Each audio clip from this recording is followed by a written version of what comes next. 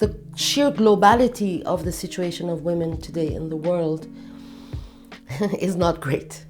Why? Because women continue to be second-hand citizens in all their rights, from the most industrial northern countries to the south. We can see that there's disparity of salaries for women for the same job, but there's specific forms of violence that women are enduring. The issue of femicide, the cases are numerous. It is a hidden war when we look at, for example, Mexico, when we look at how the Taliban in Afghanistan were targeting women, how the Rohingya women were handpicked for human trafficking. The question of violence, gender violence, both in conflict and in peace, is a real issue. Home is not a safe place for women. Abortion is a right for women, but this is being questioned from Poland to the US. All these are, women have a specific situation compared to the general population.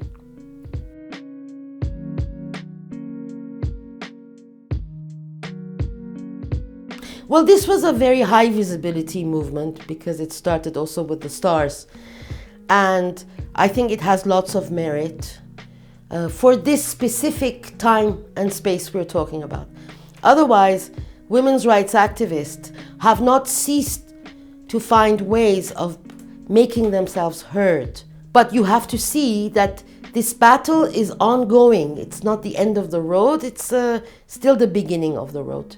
I like to say that if you take a barometer and you call it the plight of women or women's conditions in any country, in a given geography, any region, then you understand how democratic or undemocratic, or how challenged that democracy is. And unfortunately, we have no perfect society still.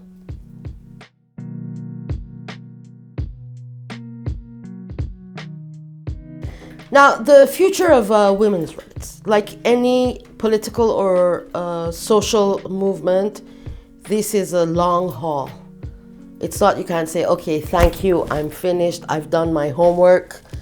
Look at all the rights which are being taken away. So no right is given unless you safeguard it.